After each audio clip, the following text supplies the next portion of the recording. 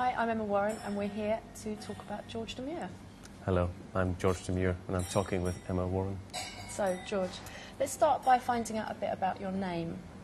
Where did you come from? My name, obviously I wasn't born with Demure as a last name. It came from the mishearing of a friend who had started a band, and I thought the band were called the Demures. I thought it was a great name, and I was envious of him. What were they called? I can't remember that, which kind of, you know, so the name wasn't that hot, I suppose. So when I heard that I'd misheard, I decided to take it for myself. So you captured the Demure? I captured the Demure, absolutely. Yeah. So why was that a good name for you and for the kind of music you do? You know, there was no specific reason. It just felt very natural. It just felt right.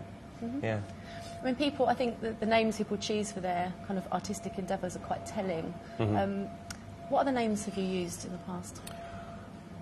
Back in the 90s, I made a lot of electronic music, club music, and I was called the Plastic Avengers, the Shutterbug, and George T, which gives you a clue to my real last name.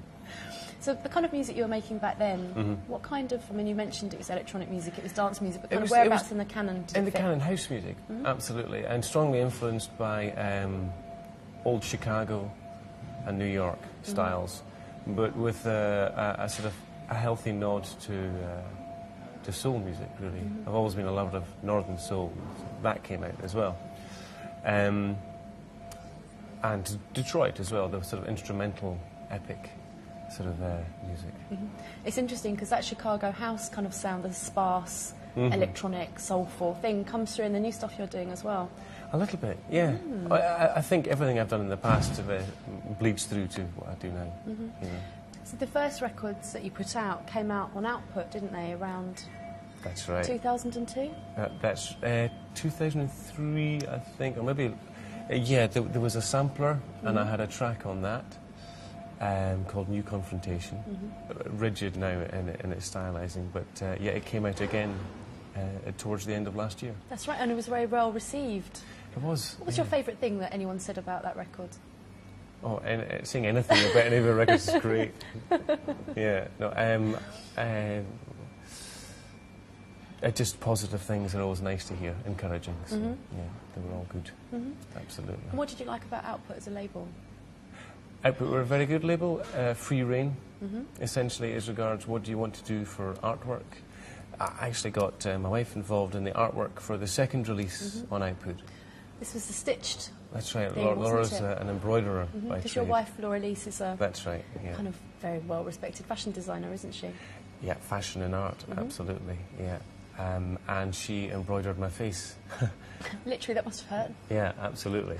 And there's it's a marvelous image, and Trevor used that for the last. It was one of the last singles, I think, on Output, towards the middle of last year, I think. Yeah. So now we've got to the point where you've finished your new album, and it's kind of ready to go, isn't it? What's it called? It's called Boomtown Medallion. 12 or maybe 13. I think there could be a hidden track in there. Tracks. There's a Tari Swan song, Paperclip Millionaire. That's a favourite of mine, and a version of that also came out on the single that was released towards the end of last year. What kind of tune is that? It's kind of it's been described as Beck-like, a little slacker funk, I think people call it, and I suppose it is a little like that. I get to do a guitar solo, which is nice. And there's My Baby's Gone, which is going to be on the current AA side single, which is due in September. So where was most of the album recorded? All over, actually. Well, all over Britain. Yeah, all over the world. And some of it was recorded in Edinburgh. Some of it was recorded in Bethnal Green when I first moved down. Some of it in Angel Islington. and some of it in Dalston.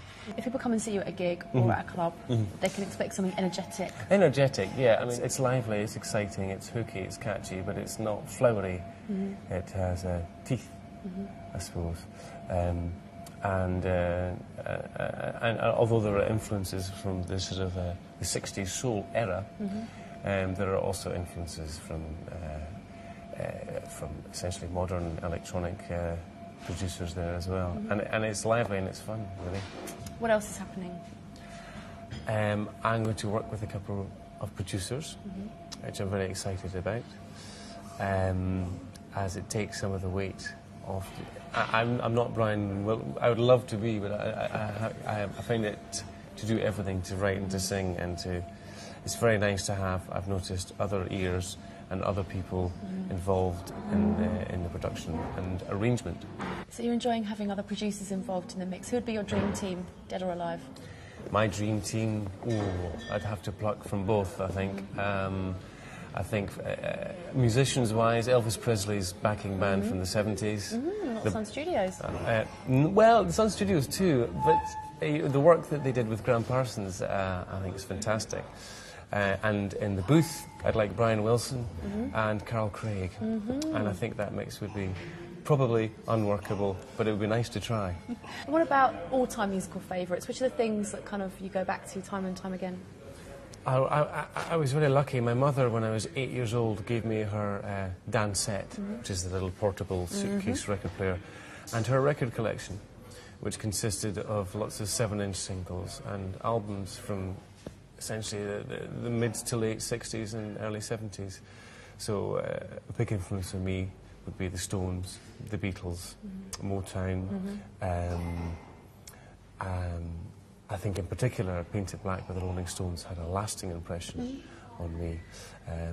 But another big influence now, which was a fairly recent discovery for me, is Brian Wilson and the Beach Boys.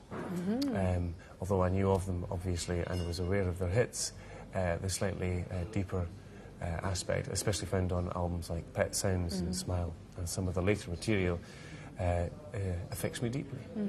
Yeah. Excellent. And so to sum up, I suppose, what are we going to be getting from George Demure? Why should people come and see you? What's in the music? What's in the music? Me, all of me. And that's what you get. 100%. 100% George Demure? 100% George Demure, absolutely. And I really enjoy it. I used to get a buzz years and years ago, back in the 90s, from DJing. I never realised that that would be multiplied 100-fold by live performance. I really enjoy it. From DJ to artist, George Demure, thank you very much. Thank you very much, Emma.